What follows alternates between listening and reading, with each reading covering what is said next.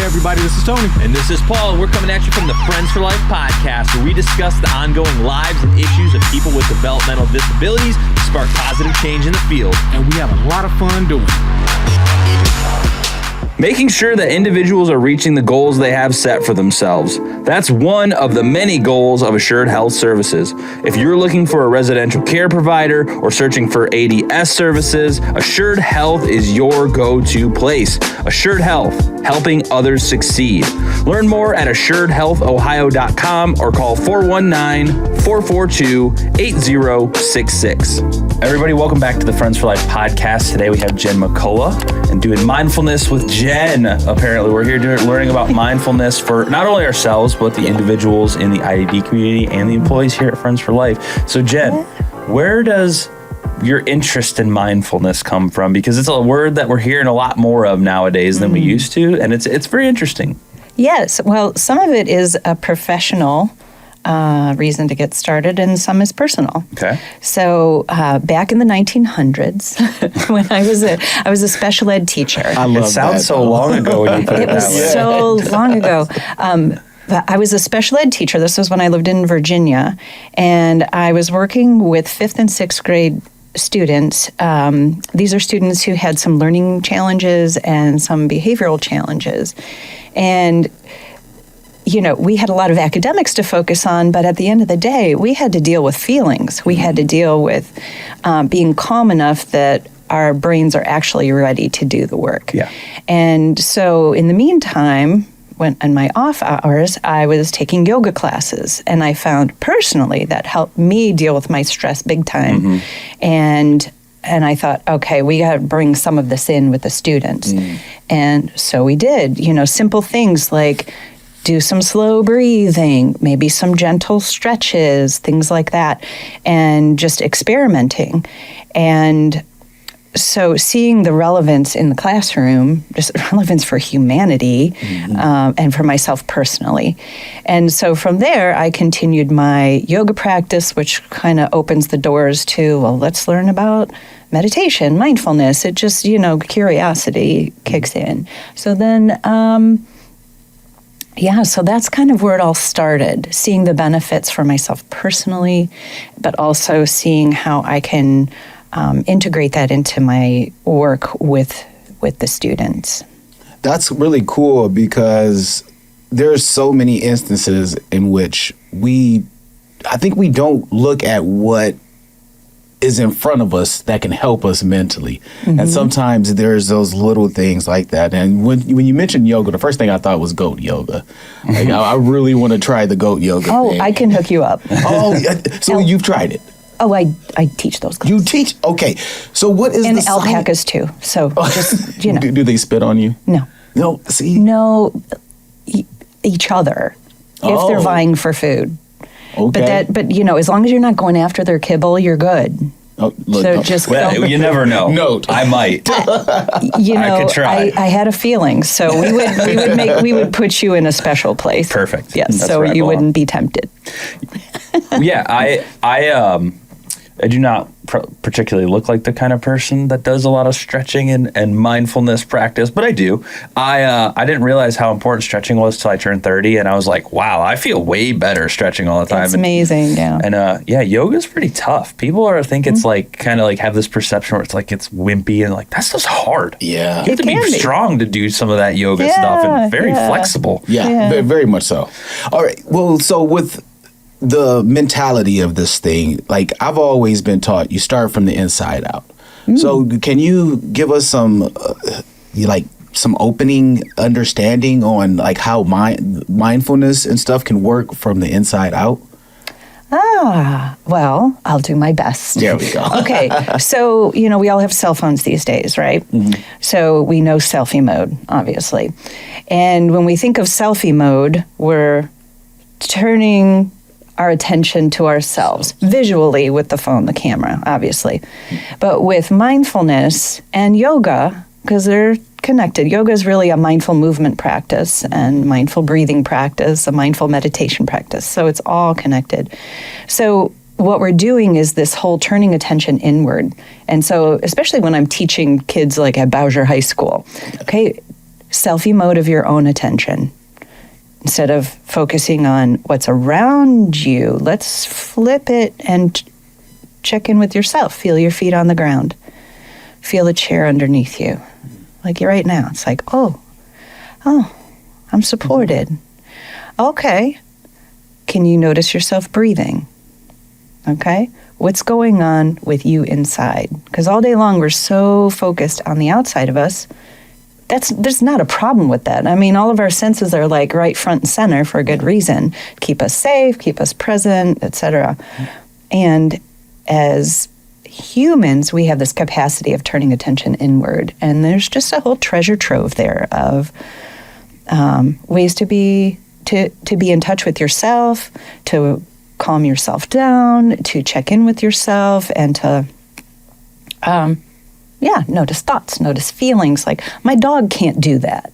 You know, that whole turning attention inward. This is a capacity of humans. Right. So I don't know if that at all answered your question. No, I mean, yes, because I mean, we have to really internalize ourselves. I mean, think of self-esteem. Everyone wants to blame others for their self-esteem, but it's in the word, yourself. And like, I really enjoy that analogy going into selfie mode. It's one of the reasons I use a mirror to write my goals up. You know, as I'm looking at my goals, I see myself and them together. They're one. Yeah, that's my superpower. Nice. and I create from that. So it's really interesting the way that I see a lot of people use negative words toward themselves. I can't do this. I can't be when we can just switch it around. Maybe you need to say, I need to try harder at this. I need to work more at this. So I like to feel where the mind is. And with yoga, I've done yoga before, and like Paul said, it being so hard, but it clears your brain. Oh my goodness, because you're really thinking like, how am I about to get to this next position without something ripping, tearing, or exposing myself? Oh, for sure. Yeah, being present with yourself. I mean, in yoga class, many times you're kind of slowing down. There's a lot of stillness, and you're focusing on the breath. Maybe you're having to balance. Maybe you're putting your body in a different position than usual. So you're more present with what you're doing, and that's foundational, because it's very different than, say, exercising, say on a treadmill, but you're watching the news. Your mind is occupied with one thing, your body's doing something different. There's a lack of integration. And so with yoga actually means union in Sanskrit. And so there's this union, this integration, a body-mind experience. And so you're just more in you're inhabiting your body, mentally inhabiting your body, which we often don't. We're on our phones, we're dissociating, we're disconnecting. And so it's really a coming home practice. Yes. Home being yourself. This makes me think of the monks. Like, I mean, it really, everything that they do, 90% of the day is very slow, methodical, very, just chill movement. And they may do some intense training for 30 minutes, but that's it. And then from there, right back into that slow, like water. Shout outs to Bruce Lee. Yeah, I've found that through things that it's counterintuitive, because you find that things that are incredibly difficult, whether physically or mentally, almost gets you to that point of self-reflection. Because when you're doing hard, difficult things, for instance, yoga, or I do like CrossFit stuff, which there's no place to think in that. You're out of breath, you're hardly able to hold on for dear life, it feels like, and there's nothing going on in here. I don't know what music's playing. I don't know what anyone around me is doing. It's just like brings everything in. Or another example for me that I find that helps is fly fishing, because it's complicated. All you can focus on is like very rhythmic, almost like something with yoga. It's very rhythmic, or you're focusing only on what you're doing. You're not thinking about the assignment that's due, or whatever the podcast that's coming out in a few hours that you need. Like, it's all about the rhythm and falling into it. So that, I feel like the more challenging the task, the better it is to kind of bring you back inward. Because like you said, most of our time now is spent on everything around us. Like even right now, I'm monitoring these cameras and doing this stuff and trying to make sure the audio is still recording, but at the same time, we're having a conversation. So do you find that to be kind of the case? Like not necessarily because it's difficult, it brings you in, but like anything that causes you to focus on what you're doing, like yoga, you're going to fall over if you're not paying attention to what you're doing. So, yeah, I mean, definitely. If it's a hard enough task, I mean, if it's too hard, like I know I don't know how to fly a plane, so I'm not going to get into the zone flying an airplane. And I also know, like, if I'm going to go snowboarding or something, that's challenging. I mean, you're on a slippery slope, you're going downhill fast on a flat surface, right? So the thing is, it's hard enough that it brings you into the moment, and then you're kind of primed to get into the zone that way. And there's a lot of research on that too, about getting into that zone. And we all know it, we can feel it. I mean, different activities for different people. And yoga just happens to be one modality. And well, yeah, is that similar to what some people call like the flow state? Like you just kind of suck into it, and everybody knows what it's like, whether it's like, I find that I don't enjoy writing. Like I'm not a writer and I don't like it, but sometimes if I just hit the sweet spot, if like I write some article for a magazine or something, I just get into it. Yeah. And then it's like 4 pages later, I was like, oh, I wrote too much. So it's like, there's certain things that you can get into that flow state and it just feels supernatural. But I think where mindfulness for me comes into play is getting there is hard because like taking that first step sucks. I don't like getting to the computer, thinking about what I want to write about. But then as soon as it starts flowing out, it's like, oh, okay. And then it's been an hour and you're like, where did that come from? Well, it's amazing. So the creative energy, creative juices flowing, whatever you want to call it, doing mindful practices can help generate that creative thinking. Have you ever been so busy, like, writer's block, because you've got a lot going on, you're sitting down, you're like, oh. Sometimes the best thing to do, probably if you could, go fly fishing for a little bit. And then, the log jam just kind of like starts to break up. And then the other day I was teaching a yoga class to teachers after school at, was it at Bowser? Yeah, it was at Bowser. And after the class, the science teacher, she said, I am preparing to teach some teachers how to teach this one particular science concept. And I was really having a hard time of how to make it work. Like I wanted to do it, but it's just, I was going to bag it. Just not going to do it. But in the middle of yoga, she's like, I was so calm, so relaxed. All of a sudden, bam, there was the idea. Oh, I just have to do it this way. And so sometimes when we're kind of frantically trying to create, the best thing to do is to stop. I mean, it's like being on the pond. Quit, splashing the water, trying to find something at the bottom. Like, just chill. Let it chill. go. Let everything settle, and then it becomes clear the little gem of idea or whatever it is that you're trying to find. It's there. It's not so much what you have to do, it's what you don't have to do. Well, I found that for me, like when you are in something and you have to at first get to a point where you understand your feelings, like how you're emotionally dealing, like how you feel, because there's always, especially in this creative stuff and you even know in like a business side of things, you always like things go really good for a while and then you run into this, it feels like a brick wall and you just get frustrated and annoyed and you have to, I don't know, I'm trying to like almost teach myself to separate that because like that is not me necessarily all the time. Like you need to be able to like take this like, okay, the business part of my life right now is very frustrating, but like I can still go to bed and read a book and like calm down at the end of the day and like kind of like pull that back, set it aside, like we'll worry about that tomorrow, and then you wake up and you put that back in and you deal with the frustration.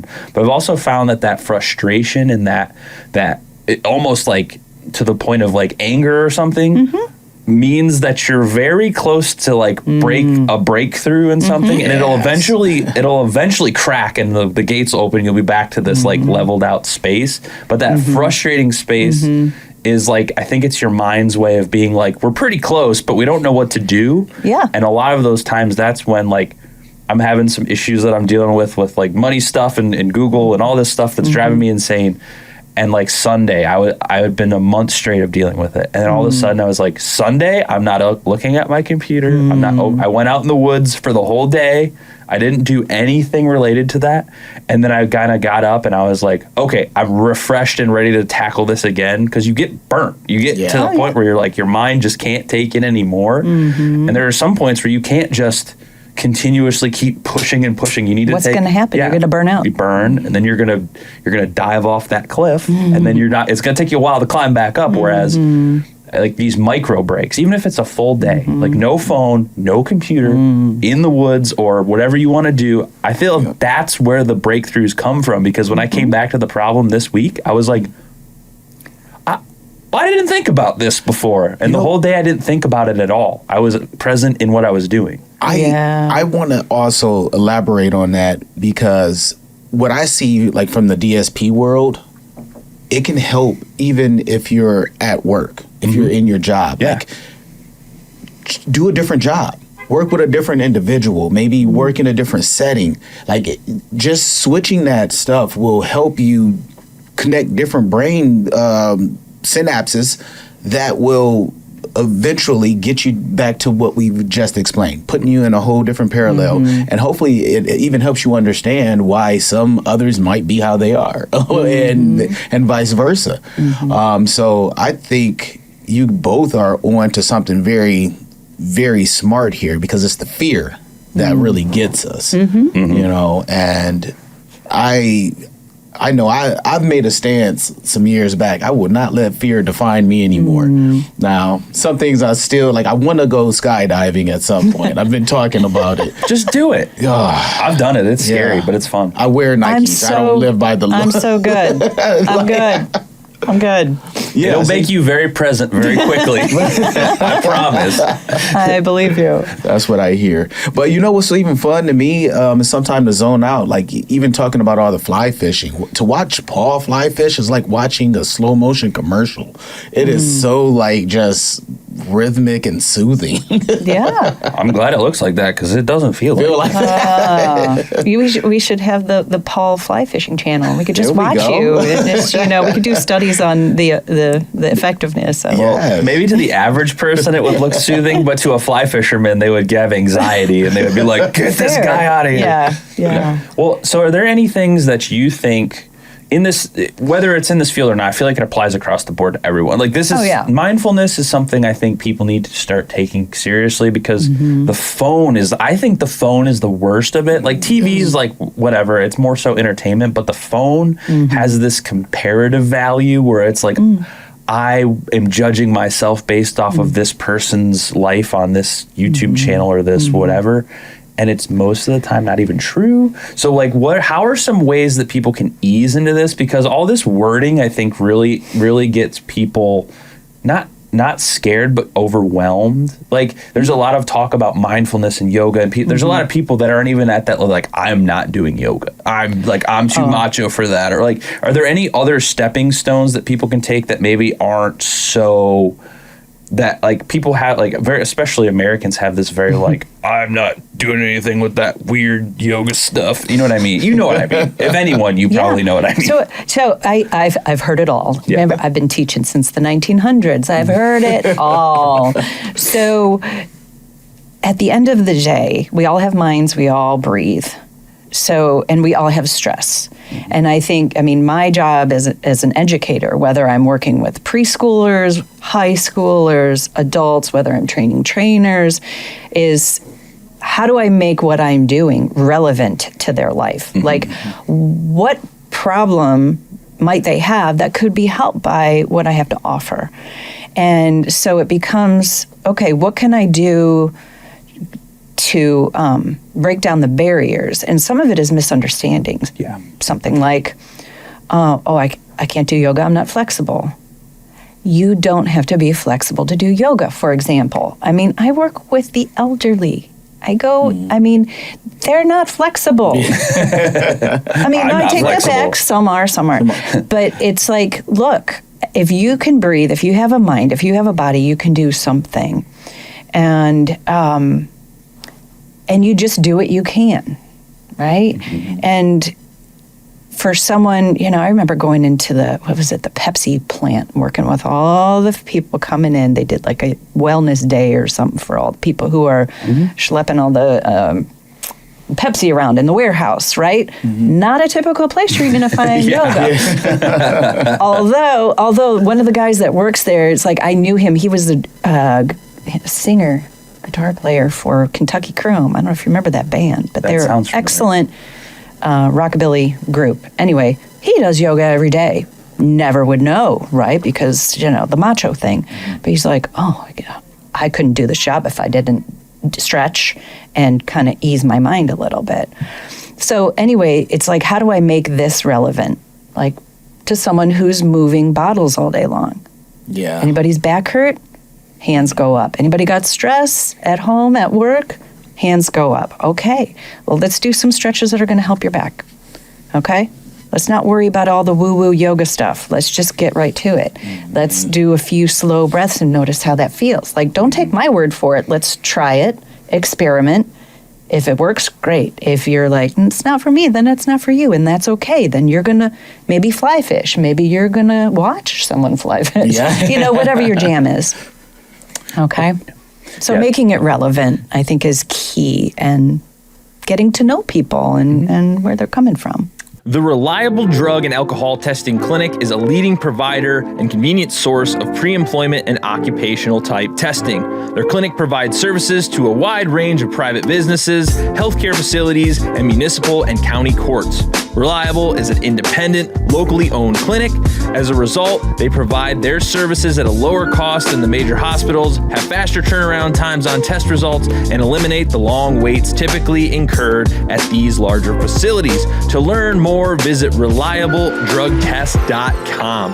Well, and you and I talked a little bit before this. We kind of had like a little chat on the phone. Mm-hmm. And some of the things that I've found some parallels in is a lot of the yoga, especially, is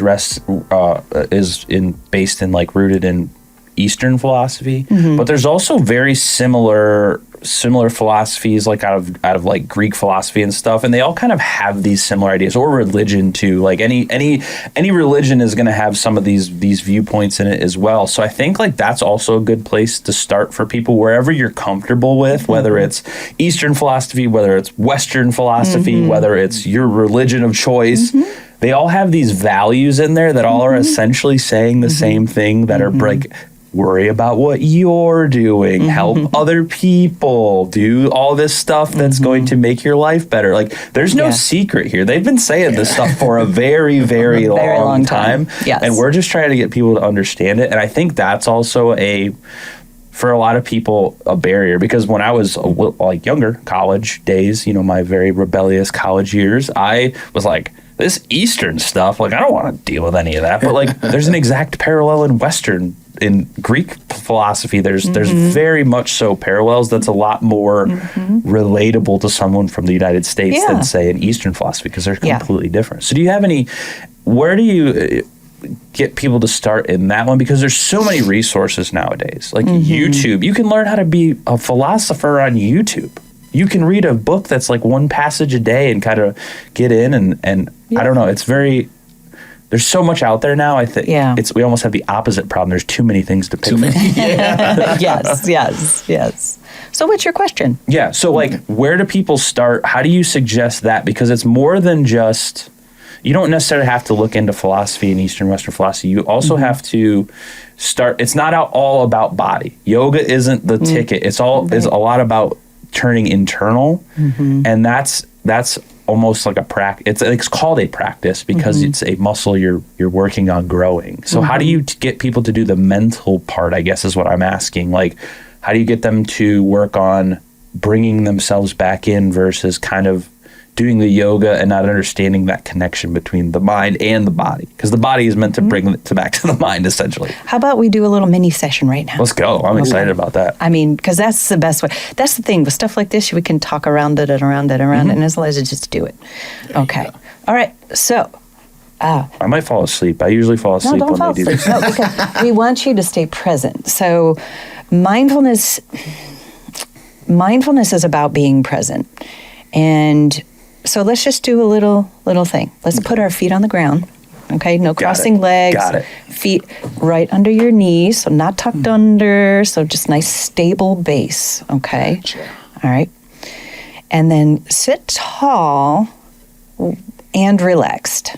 So you're not like sitting up and like straining, okay? You want to feel present in it, but also chill. Shoulders right over your hips. Okay, I challenge you to keep your eyes open. Okay? So with mindfulness practices, if we close our eyes, we can easily fall asleep, or we can kind of zone out and get into our head. But what we want to do is cultivate this presence. That means I'm here now. So the eyes are organs, and they are helping you see what's in front of you. You're here. You're not on a beach. You're not on the river. You're here. Okay? So then just have your hands be comfortable, palms down, up, whatever works for you. Okay? Sometimes people like to interlace their fingers. I mean, there are a lot of hand positions, but keep it simple. All right. So with the eyes, they're open, and we're going to have the eyes downcast just a little bit. So we're not like really looking around and visually engaging with what's in the room. And by the way, listeners, there's a lot in the room here. Anyway, so that said, yes, there are a lot of things to see, and I'm noticing them. I'm not zoning away from them, but I'm just turning attention inward while still maintaining awareness of my environment. Okay? All right. Feel your feet on the ground. And feel yourself supported, however you're seated or positioned.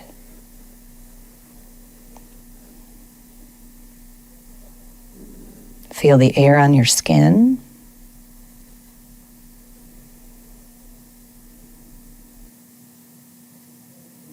And notice the sounds around you, maybe outside of the room you're in, maybe inside the room.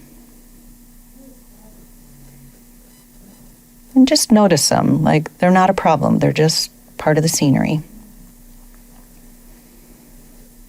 Okay?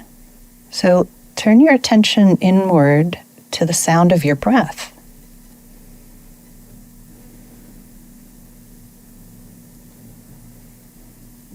Then you might notice that other sounds or sensations get your attention more than the sound of your breath. That's okay. The mind is always kind of glomming on to different things to pay attention to, and it's always reacting. Don't make a problem of it. Just return your attention to the breath again, the sound of it as it comes and goes.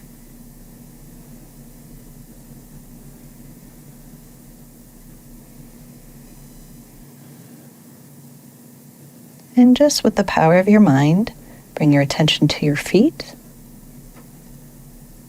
your legs, your back, shoulders, arms, hands, fingers, the front of your torso, noticing any movement as you breathe.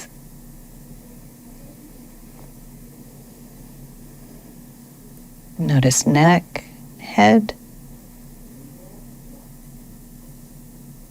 face,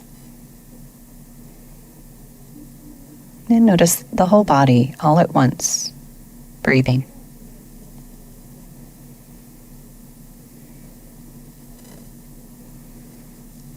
Present with the body and any sensations, just noticing.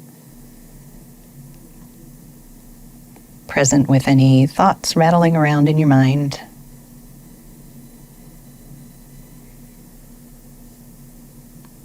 Noticing any emotions, any mood, and just be curious like a scientist. Just notice these things without really glomming onto any of it.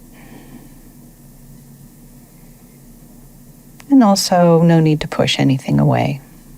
Just observing this moment as it is, inside and out.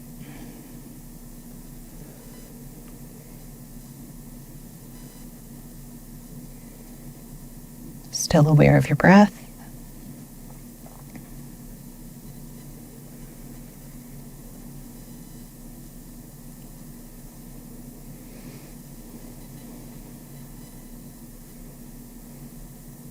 And then let's wrap this session up. We'll just start by wiggling the toes and fingers. All right, maybe roll the shoulders out a little bit. If your eyes closed, go ahead and open them. And just, even if your eyes are open, keep that selfie mode on and check in with yourself, like, how you feeling? How you doing? Very open-ended. What do you notice? What do you notice? It's not good or bad, just what do you notice? Wow. That had to be some of the best guided meditation I've ever had. I'll send you a bill. I was trying to stay awake. Right? I used to do that in bed. I was reading about meditation, and it would go from like, you just think about scanning your body from your head to your feet, and after like 4 times of that, I'd be like, where did I go? And it would be the morning. So it works. It really does work. Mm-hmm. Yeah. And I just noticed how bad my knees hurt. I didn't realize my knees were hurting until we did that. I was Sorry, like, I started practicing mindfulness and then my knees started hurting. You know? I didn't realize. Well, so the thing is, your knees probably were hurting. You just didn't notice because exactly. you weren't aware of it. And so now you're getting messages from your knees. Well, that's information. It was. And that gives you information of like, okay, maybe I need to adjust something in my life to accommodate. I don't know. It's information. Yeah. I just saw like a visual of like 5 emotions that I had and stuff that I'm going through. And I was disassociated from it all and just acknowledging it. I thought that was pretty cool. And for me to not have my eyes fully closed and still, yeah, you made a believer out of me. And it's interesting that you use that terminology, like, because people say, well, what do yoga people believe, or you know, and it's or mindfulness. What do you believe in? And it's like, I don't know. I believe in the reality of my own experience. Yes, like that's exactly it. I've always taken for granted that I know how to control my emotions, which is different from accepting them. Like I have to control my emotions at work a lot of times because if my overreaction could lead my team into confusion or lead us to getting sued. Right. You know, and a big part of it too with this practice is observing. So what we did here, you observed various emotions. One, it's like the knees that were hurting. If you're observing these emotions, you're getting information. And that allows you to make choices. So it's not about controlling your emotions, because that's like, you know, keeping the lid on some pop. Yeah. That, you know, that's soda. Some people pop. So I typically say soda, but I felt you were going for pop. All right. You know, we're in Ohio. So, but trying to keep a lid on pop that you've shook. We don't do English here. Okay, great. I'm in the right spot. So it's not about controlling your emotions, it's observing what's there, and then you know what's there because you're getting messages from your body. It's not just an intellectual, like, I feel sad today. It's like, man, I feel like this today. I have my hand on my, chest, and it's like, we know what you mean by that. And so that's information that can help guide what you do or don't do. So if you're noticing, whoa, that fire's coming up, I'm getting frustrated. If I don't keep that in check, that could spill out into my team. Mm-hmm. So that's information. Hey, I'm going to go take a quick break. And whether it's walk around the building or whatever you do, whatever your thing is, it doesn't have to be yoga, but maybe it's just walk around. Maybe it's take a few breaths, something so that you are regulating your emotions, because then when you're interacting with clients, coworkers, whoever, family members, whoever it is, you can co-regulate better. Like if they're frustrated, you're frustrated, that's just go. Yep. So it's a volcano. yeah. And when you're able to observe your own emotions and you're able to observe someone else's emotions, you can kind of read the room and you can kind of see what you can do to be an agent of change and calm and kind of bring everybody back. But it's about being self-aware. It's not just, you calm down. Yeah. Wait a minute. You check yourself. Yeah. I've found for me, one of the things that I've really found helpful, and this is like back to what I was talking about earlier about like the different philosophies of it all. Yeah. I've been reading like a lot of like, like Marcus Aurelius meditations and stuff like that.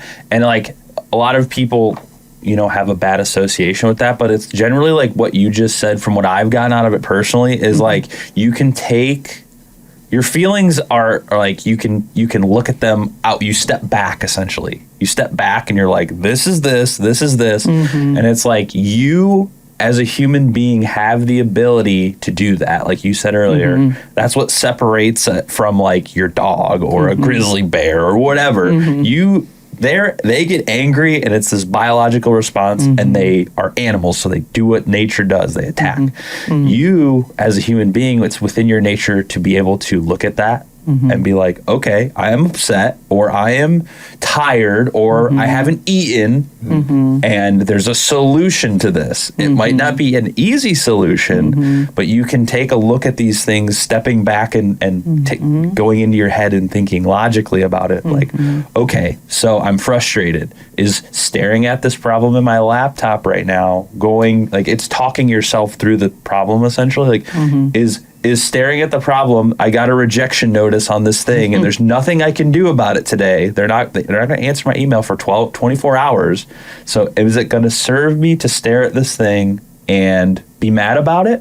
Or do I just push it away, think about it later when the time is necessary for it and work on something productive? Because I know myself, I could easily sit at my laptop for 10 hours and just be mad at that thing. But then I'm not getting anything done. I'm just being mad. So it's not necessarily like you said, it's not like putting down the emotion. It's like, I understand that I'm upset about this and I know myself and I'll let myself dwell on it. So being able to step back, be like, you have other things you can work on. This isn't going to go away. You're still going to have that underlying feeling of like, but you can kind of like, basically make it a calendar event. Be like, you can worry about this tomorrow when they respond to you. Don't worry about it right now. Yeah. And that's been very helpful for me because when you like, you're like Tony or you're running your own stuff. You have a lot going on all the time. There's one little piece of that can ruin your whole day if you let it. And it's almost like understanding where it comes back to mindfulness, like bring yourself back in, think about the problem logically and be like, okay, nothing I can do about this right now. It's outside of my control at the moment. Let's set that aside till tomorrow or whenever it's relevant, and we'll maintain the center again and push forward in things that are doable. So all of that is true. And curiosity of our emotions, I think, is key too. Because compartmentalizing is a very helpful strategy, and that's something we can do. And it definitely appeals to the logical mind. And if it's working for you, work. Yeah, because I still have to deal with it eventually. Right. So curiosity, it's like, kind of, when just a few minutes ago, we were doing our little meditation, and it's like, just notice the ground under your feet, notice the air on your skin. We're kind of being curious about our immediate experience. And so you take that same noticing, anger. Anger's here. It's kind of like the air in my skin, the person talking in the other room. Anger's here, just like the plant is right there. It's just part of the scenery that gives you information. And maybe you feel that anger in your body. Where are you going to feel it? In your muscles, maybe in your gut, maybe in your jaw, maybe right here, right? It shows up so you can be curious, kind of like looking out the window. Oh, it's cloudy again. Okay. But it's like, so here's a really great analogy though, the weather. Okay, it changes all the time, right? Emotions change all the time, depending on the conditions. Weather changes depending on the conditions. And but weather is weather. It's not inherently good or bad. Like it just is. It just is. Like rain. Well, if you're about to have a picnic, rain is bad. But if you're a gardener, you're like, yay, I don't have to water my plants today. So what is it that makes it good or bad? The mind. So what we're doing with mindfulness, and we haven't gotten into this piece yet, but this is foundational, that curiosity and noticing without judging. Because at the end of the day, if someone said, what's mindfulness? Mindfulness is non-judgmental awareness. Awareness without judging. So, and it doesn't mean you're a robot and you have because your mind is so habituated in going, this is good, this is bad, this is good, this is bad, this I like, this I don't like, push away, pull in, desire, aversion. So we have that push and pull all the time. In philosophy, in a lot of places, they call it the dualistic mind. It's like, garden of, good and evil. Everything is like that. Okay, let's notice that dynamic happens. It's not a problem. We don't want to make a problem of our own minds. And we the weather is something really fun to start with, to play with. Because emotions can be, you can get emotional, right? So with weather, it's like, oh, it's cloudy again.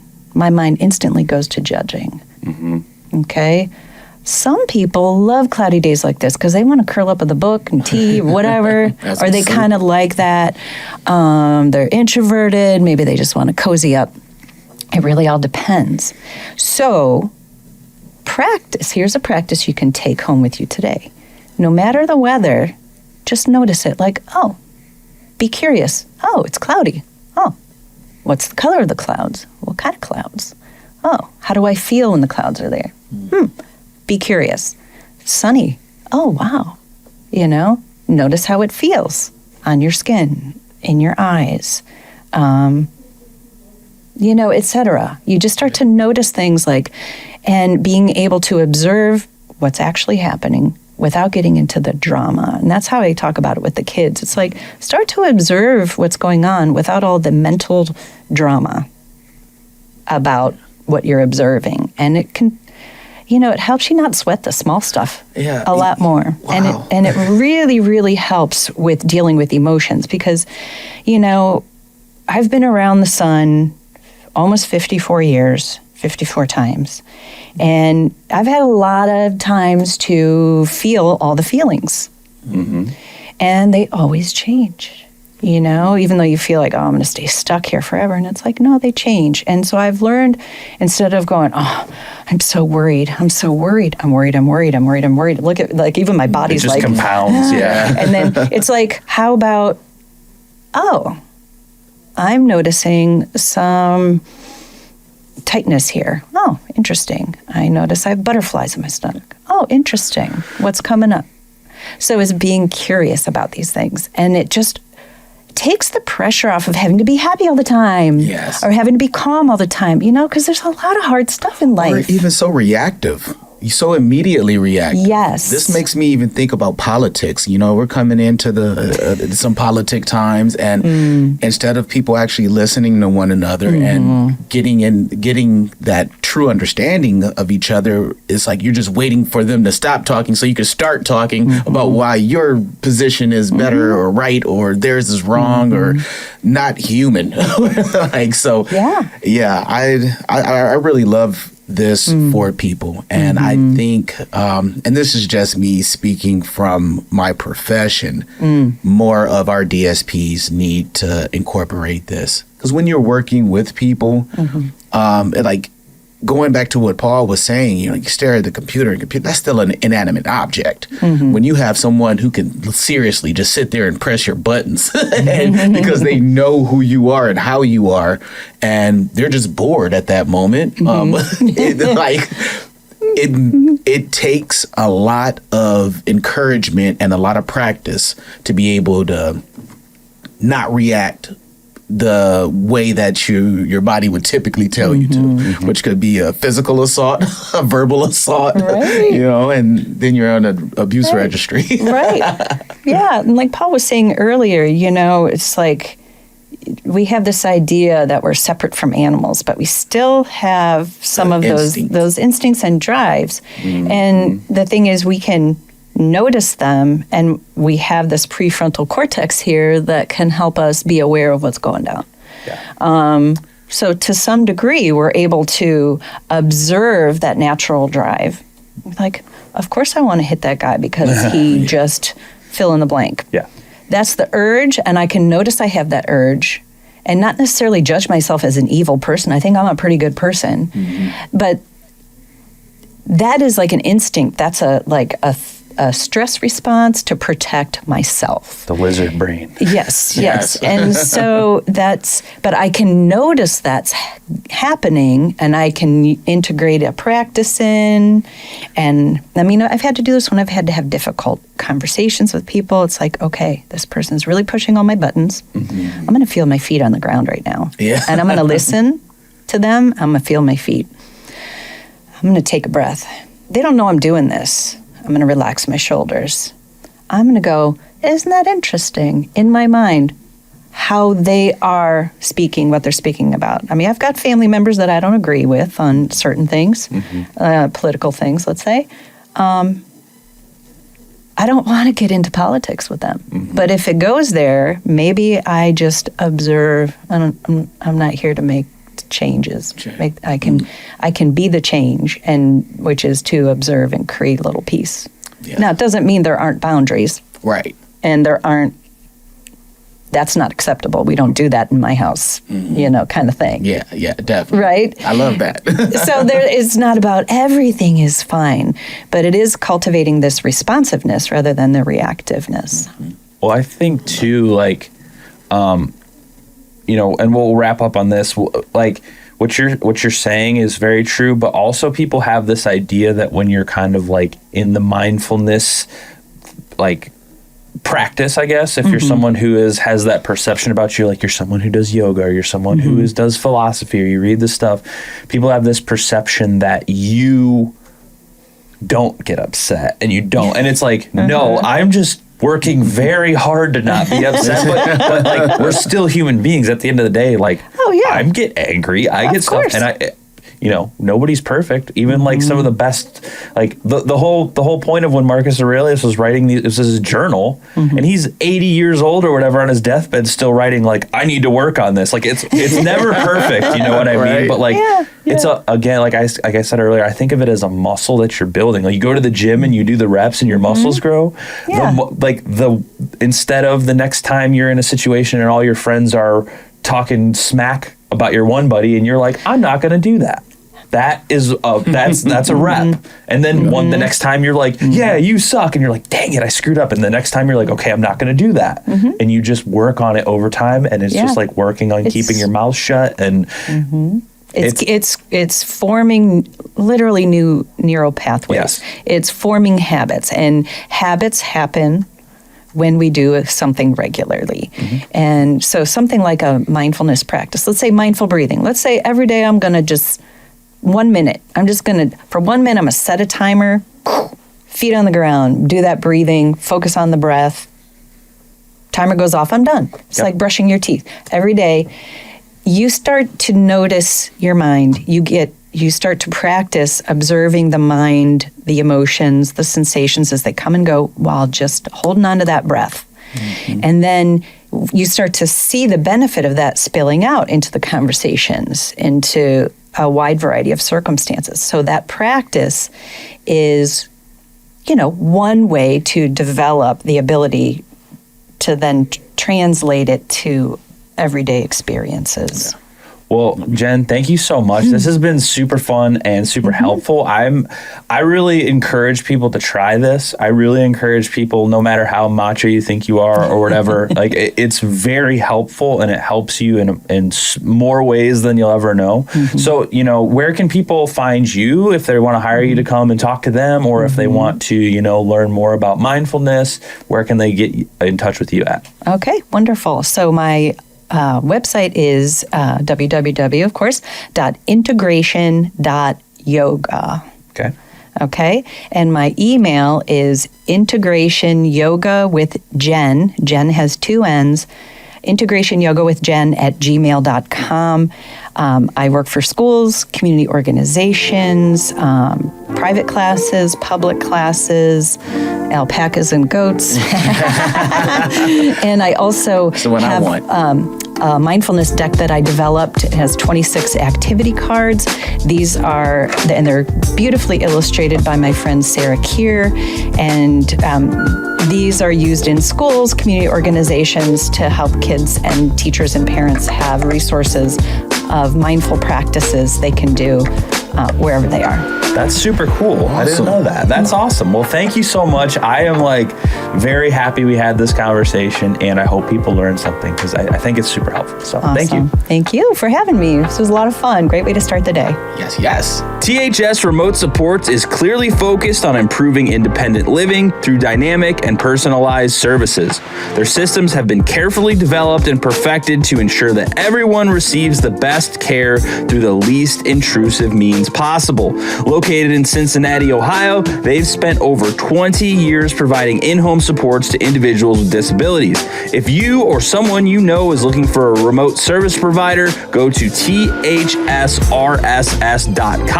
or call 513-882-9088.